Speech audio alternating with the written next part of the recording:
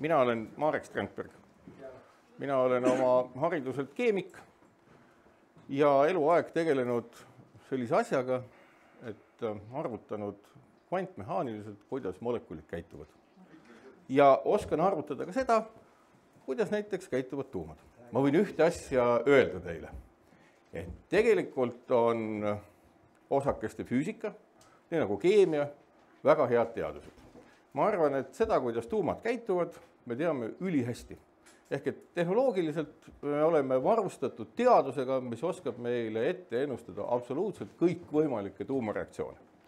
Ja selles osas nagu ei ole küsimust, et kas me oleme kuidagi kompamas ääri-veeri mingit värki, millest me väga täpselt aru ei saa. Ei ole. Me teame kõike väga täpselt.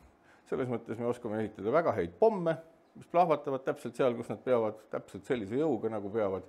Seda on väga palju uuritud ja selles mõttes me kujutame ka ette, kuidas toimib tuumareaktor ülitäpselt ja ülidetailselt. Sekundi pealt, grammi pealt, kuidas iganes. Nii et selles osas ei ole probleemi.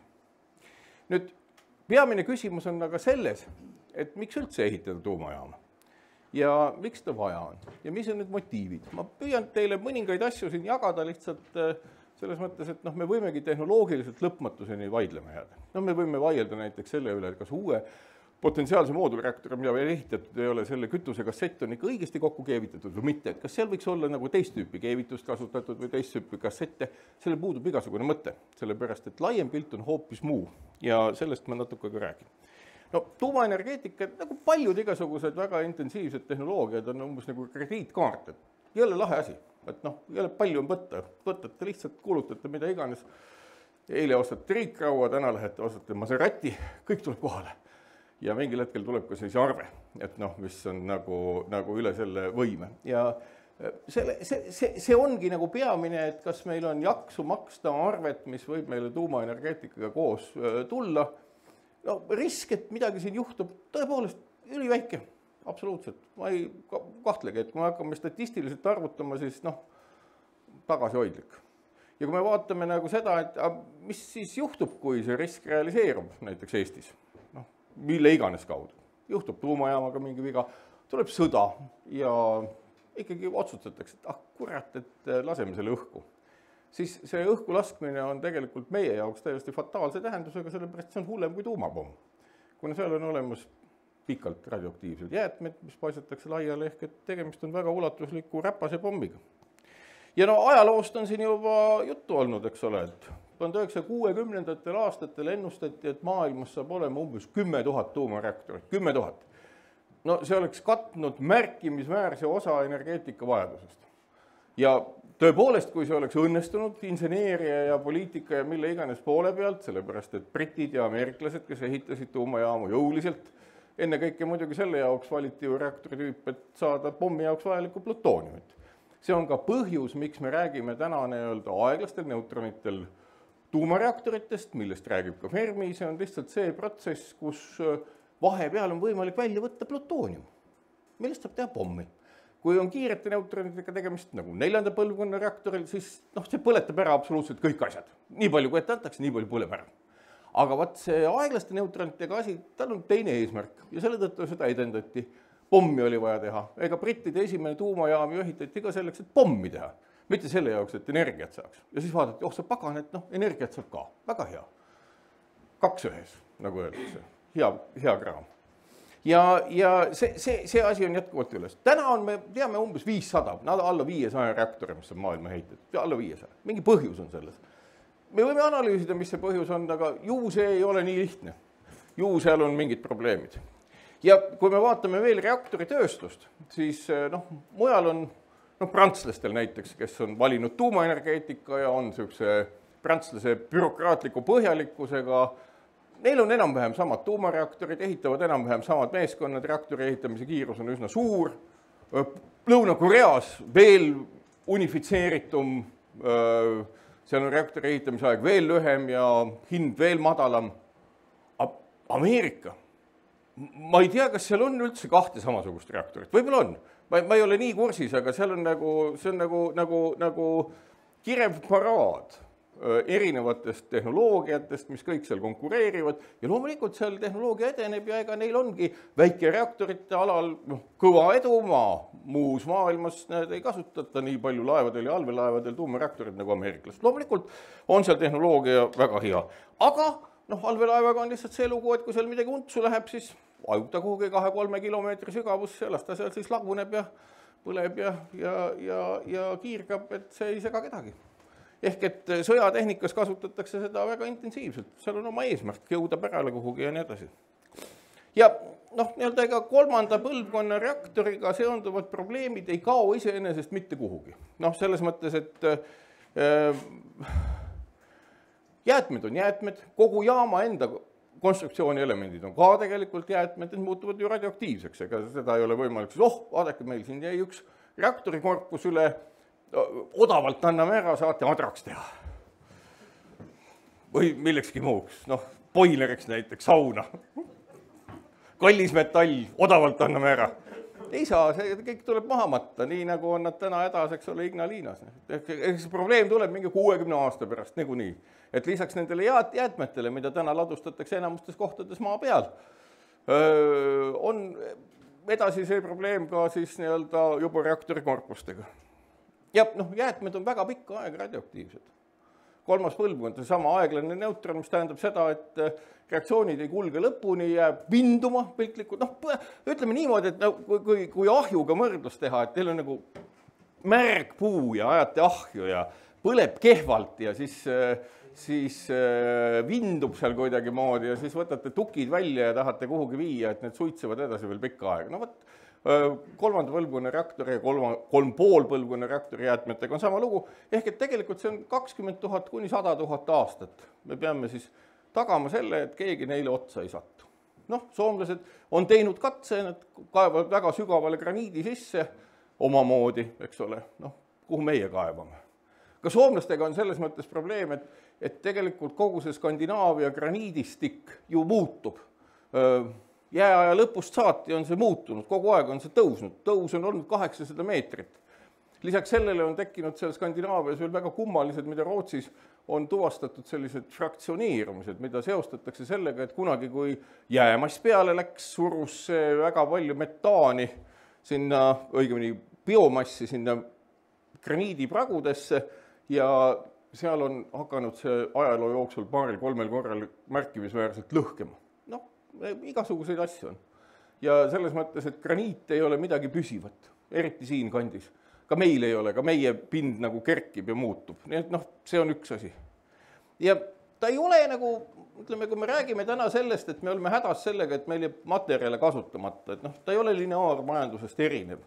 Et jah, süsinikuheide on väike, süsihappegaasi heide puudub peaaegu üldse, aga materjal on vaid ühekordses kasutamises. See, mis sisse läheb, tuleb välja, sellest ei saa mitte midagi teha, kui tehnoloogiat kõrval ei ole, millega saaks teha. Ja see sama asi, Ukraina sõda kinnitab, et tuumajaam on lisarisk. See on väga suur lisarisk. Kõik närivad küüsi, rahvusvaheline tuumaenergia agentuur käib ja see diplomaatiline töö, mis taustal toimub, on meile nägemata. Ajakirjandus seda ei kajasta, ei saagi kajastada, mingit uudist me ei saa sealt teha, aga see on tohutu närvipinge. See on reaalselt tohutu närvipinge. Sellepärast, et ega reaktoriga võrreldes on tuumapomm, kuidas siin väljendatakse, morsipidu. Tuumapommi plahvatus on morsipidu, see läheb väga kiiresti üle, nagu me teame Jaapani näitet, aga tuumareaktori plahvatus, kui see on veel tõsise pommiga saavutatud, siis see pihustus on väga suurel territooriumil ja tegelikult see tähendaks seda, et ükskõik kui väikest tuumajaama Eestis rünnatakse mingisuguse korraliku relvaga just sageli öeldud, oi, teate, need reaktorid on ju arvutatud niimoodi, et sinna võib lennuk peale kukkuda. Ja midagi ei juhtu. Lennuk on tühi-tähi, niisugune pehme materjal kukub peale, läheb laiali. Relv on relv, ta lõhub ära selle ja eesmärk ongi plahvatama panna. Ütleme, tänasel hetkel kukuvad täppispommid 100 meetri sügavusele. Paiskavad kõik pahupidi. Kui kellelgi on selline hull plaan, siis seda ei tahaks näha, sellepärast, et see tähendab seda, et meil ei ole siin kusagil elada.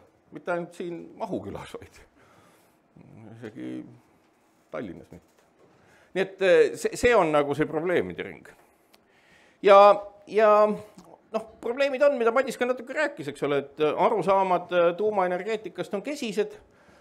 Selle tõttu tuleb enne kõike projekti sisse juhatada suhtekorralduslik, tuleb tekitada tunne, et see on väga hea ja populaarne asi. Ja suhtekorraldus jätab teile sageli mulje, et teadmisi täiendatakse. Noh, ma toon mõned teadmised, mida teile ilmselt räägitud ei ole, mis teid tõenäoliselt üllatavad. Mida ei ole tahetud teile rääkida, kohe te saate aru ka mille tõttu. Ja tegelikult see eesmärk ongi ju ennekõike teenida tulu. Mitte ükski ettevõtja ei tule ju, noh, et teate, et mul on selline heategevusplaan, et ma tahan, et inimesed oleksid õnnelikud. No, ühegi riigi seadusega ei ole võimalik sellise plaaniga ellu jääda. Pankrott esimeste kuudega. Noh, kui mitte esimeste kuudega, siis mõne aastaga. Noh, läbi. Sellist plaani ei saa teostada. Tänane õigussüsteem, ükskõik millises riigis seda ei võimalda. Tuleb teenida kasu, rahalist kasu. Ja see on ka loomulikult tuumajaama kavandajate ju peamine eesmärk. Ja selle tõttu peabki olema poliitiline hoiak soodne, sellepärast, et tegemist on sellise nii-öelda omapärase asjaga. Nüüd, meil on tekkinud olukord, see on nüüd Postimehes tehtud küsitlused, 29 küsimust esitati erinevatele parteidele ja nende õigemini Riigikogu kandidaatidele ja need on parteide peale keskmistatud vastused siis. 0 on ei oska öelda, 1 on ei ja 4 on jaa, ehk et umbes 2,5 peal vahetub ei jaaks. Ja need on siis nii-öelda erinevate erakondade nagu hoiakud. Need kollased on need, kes Riigikokku sisse sai. Esimene küsimus on see, et kas tuleks ehitada tuumajaam. No, seal pigem ikka tuleks. Kas Eesti peaks seadma eesmärgi loobuda põlevkivist 25 aasta jooksul? Noh, ikka väga tuleks. Ja siis nagu see sama asi, et, noh, et kas peaks kohalikega nõu pidama või mitte? No, nii ja naa. Nii ja naa. Nii et see on nagu reaalne seis järgmiseks 4 aastaks, mis on, noh, ütleb küll, jah, Postimehe ajakirjanike poolt mõõdetud, aga no vähemalt te teate, milline on taust. Ehk et teiega võidakse arvestada ja võidakse mitte arvestada, põlevkivist tahetakse loobuda ja pigem nii-öelda selle tuumajaama osas on mõni pügal nagu sinnapoole, et no pigem jaa. Aga no, mitte ka päris, et noh, kõigutakse natukene ja see sõltub paljudest asjadest. Ja nüüd tuleb asja uba. Hästi labane võrdlus. No, ma ei hakanud tegema mingit keerulist majandusrehkendust, mis iganes. Aatomieelektrijaam, gaasielektrijaam. No kuigi gaasielektrijaama ka tõenäoliselt ei ehitata enam, mõlemad umbes 1000 megavatti. Võrdleme, et mis siis on. Kus see majanduslik uba on? Tuumajaam maksab umbes 5 miljardit, tõenäoliselt ta maksab rohkem, ütleme, et 5 miljardit, siis on ilus. Gaasijaam umbes miljardi, 1000 megavatti. Võib-olla vähem, võib-olla rohkem, me ei hakka arutama detailide üle. Tuumajaama ehitatakse heal juhul 6 aastat, gaasijaama 2 aastat. Raha peab olema, no kellelgi ei ole taskus, et noh, paneme nüüd rahad kokku, 5 miljardit siin, tooge meile reaktor. Midagi sihukest ei sünni, loomulikult tuleb panka minna. Eeldame, et olud on soodsad, 3%. Küsitakse intressi, sihukest asja ei tule nii pea veel, aga oletame, et on niisugune väga ilus olukord. Nii. Ja noh, sellest tulenevad ka aastamaksed. Tuumajaamal on see 288 miljonit, gaasijaamal 60 miljonit eurot. Ja kütusekulus on erinevus. Noh, ma kujutan ette, et uraani hind, mis iganes, noh, mingi 60 miljonit aastas kulub nii-öelda kütuse peale, kõik tilu-lilu sinna juurde, paigutamine, töötamine. No gaasijaamal on see umbes 500 miljardit. Ja siis meil ei olegi vaja mitte midagi muud teha, vaadata, et kui kiiresti üks või teine asi ennast ära tasub, et aru saada, miks tahetakse ehitada tuumajaama ja mis sellega kaasneb. No gaasijaam teeb siin korra jõnksu alla, 2 aastaga ehitatakse valmis ja siis umbes 7.–8. aastaks pressita ennast nii-öelda selles majandamises, müües siis alates 2. aastast energiat, kusjuures pange tähele hinnaga täitsa soolast, eks ole. Kus ta meil oli 70 eurot megavatt-tund. Pumm! Ei ole mingit odavat värki, aga 70 eurot megavatt-tund on täna odav.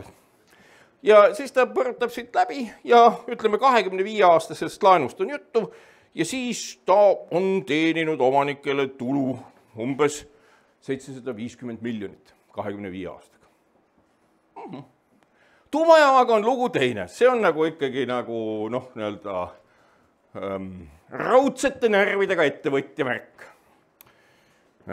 Esimesed 6 aastat raha põleb, 5 miljardit põleb, ehitatakse. Kogu aeg vaata, et untsu ei lähe midagi. Läheb midagi untsu, siis tuleb ümber teha, nii nagu Soomes on juhtunud, eks ole, 4-5 aastast sai 12 või enam Olkiluoto 3 reaktor. Ja siis hakkab natukene tagasi tulema. Nulli jõuab 16. aastal. Noh, kujutate ette, 16 aastat oma elust, riskid, asjad, värgid, ettevõtted, midagi juhtub, läheb katki, kõik lendab vastu taevast, kahjud, kõik mis muu. Ja vaat siis tuleb see nagu edu, kuna jaam kestab 40 aastat, 50 aastat. Ja põvaki pärast seda 17. aastat on puhas pidu. Iga aasta tuleb pappi. 25. aastaks olete kogunud 2 miljardit natukene peale. Ehedat kasumit. Tehke mida tahate.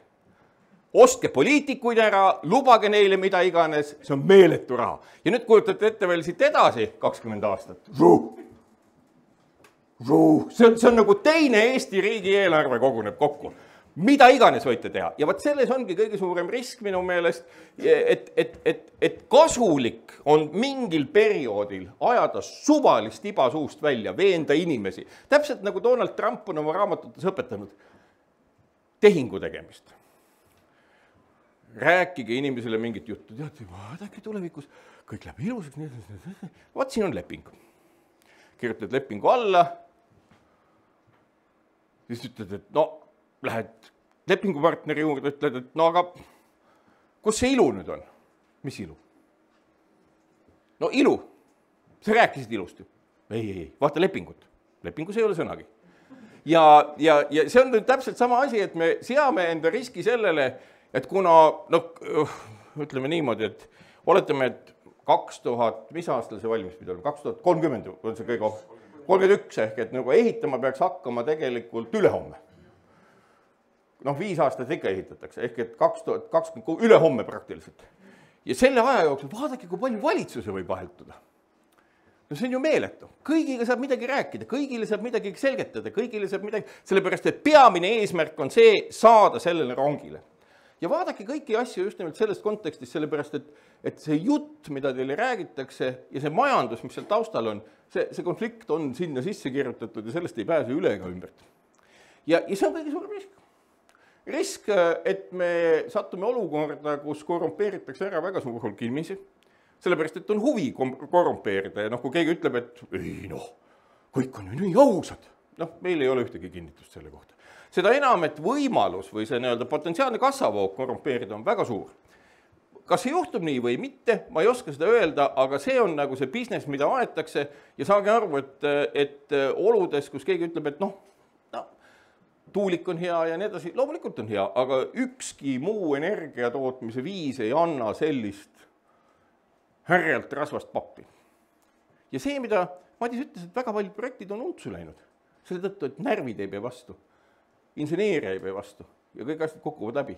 Ja see on nagu ka siin, et kui keegi ütleb, et nüüd me teeme Eestisse esimese asja, mida veel maailmas olemas ei ole, no siis risk läbi kukkuda on väga suur, aga see ahvatlus, see soov, mis ettevõtjat jõus hoiab ja tegutsemas hoiab, ei ole ju mitte midagi muud, saage aru, kui potentsiaalne kasu. Ja see kasum on väga suur. Kui te kujutate ette, ma ei tea, miljonit eurot, aga siis te kujutate ette 1000 kordi rohkem raha. See muudab inimese teadvust, paratamatult. Ei ole olemas inimest, kes ütles, aga miljard, et nagu, ei, mind see ei kõiguta üldse, see oleks nagu naiivne. Ja võt see on nagu see taust, mida väga harva räägitakse, sellepärast, et ega Sandor Liive või Kalev Kallemets tule teie, et ütleb, tere, mul on siuke eesmärk, et kas me saame kuidagi teiega kokku leppida, et mul on järgmise 20 aasta jooksul, 25 aasta jooksul soov, et minu perekond teeniks energiatootmise pealt 2 miljardit eurot.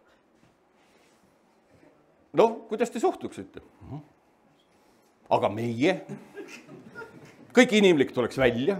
Ja selles mõttes sellest väga ei räägita, aga ma arvan, et see on see ökonoomika alus. Loomulikult võidaks öelda, et see nii järsk ei ole, et siin läheb siia nagu siia. Aga see on see pilt. See on see pilt, millega te tegelete ja ärge alahinnake. Nüüd ettevõtlusviisidest. Tuumareaktori äri ei ole kogukondlik ettevõtmine. Seda ei saa teha. Seda saab teha hästi suveräänselt, hästi nii-öelda kontsentreeritud kapitaliga, hästi poliitiliselt läbipõimitult, reaktorit ei saa ehitada kogukondlikuna. Seevastu tuuleparke, vesiniku elektrolüüsereid, kõike muud saab. Ja see on nagu peamine osa, et kui keegi ütleb, et te saate mingit hüve sellest, siis hüve on ikkagi see, kus te olete osanikud. Te ei saa olla tuumaenergeetikas osanikud. Sellepärast tuumaenergiaettevõttesse osanikuks minek on otsustusrisk. Ja kui keegi läheb, ütleb, meil on siin tuumareaktori ühistu, energeetika ühistu, siin on 3000 liiget, 4000 liiget, ma ei tahaks pangast laenu saada. Aga kui te vaidlema hakkate? Ehk et need on need reaalsused. Samas nüüd ütleme sellist tuuleenergiaühistut või päikeseenergiaühistut. Euroopas on miljoneid inimesi, kes kuuluvad taastuvenergiaühistutesse, saavad head tulu, elavad hästi, see on nende sissetuleku osa. Kas meile räägitakse alternatiividest? Ei räägita, vaatame Taanit. Alternatiivid on olemas, mitte 3, selles mõttes, et reaktori põlvkond on esimene, teine, 3, 4. Nii nagu tuli Fermi Energia ütles, me teeme 4. põlvkonna reaktori. Väga hea oleks olnud see plaan. Ai kurat, 4. põlvkonda pole veel olemas. Aga mis on 3 ja 4 vahel? 3,5. Me teeme 3,5 reaktori. See on peaaegu sama, mis 4. Ja ka väga hea nagu trikk.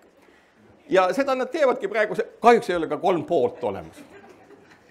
Aga lihtsalt ma vaatan seda, et meie lähedal riik, mis on väga kriitiline olnud tuumaenergia suhtes Taani nimelt, seal on nagu 2 startupi. Ma ei tea, millal nad valmis saavad, aga nende plaanid on väga lihtsalt. Esiteks 4. põlvkond sulasoolal reaktor, kus, juhin tähelepanu, on võimalik ära põletada ka kõik eksisteerivad tuumajäätmed. Ka siin lähedal Sillamäel, olles olnud kunagi nooruspõlves 90. aastate keskpaigas Sillamäe Silmeti siis nagu juhatuse liige, tean ma täpselt, seal on umbes 250 tonni uraani, mis on lõhustuv. Umbes sinna kanti andmete järgi, mis seal olemas oli. Ja iseenesest ka see 250 tonni uraani oleks selle 4. põlvkonna reaktoriga põletatav energiaks, kui see reaktor olemas oleks. Igal juhul taanlased ütlevad, et nad tahavad selle teha, nad tahavad tootma hakata merekonteineri suuruseid reaktorid, mida suudavad nad toota iga kuu ühe, võimsusega umbes 100 megavatti soojusvõimsust. See on nende plaan, nad teevad seda. See on üllas plaan selles mõttes, et see on ka selles mõttes üllas, et see on natukene teises suunas kui senine reaktoritehnoloogia, mis toetab ühel või teisel moel tuumapommide tegemist. Enamgi veel, teine, Seaborg, ka Taani ettevõte, mis ütleb, et nad hakkavad tegema ujureaktorid. Ma ei tea, kas nad suudavad neid teha või ei suuda, igal juhul nende lubadus on veenev, nad arendavad seda ja nad arendavad tehnoloogiat, mitte ei tegele avaliku arvamuse mõjutamisega.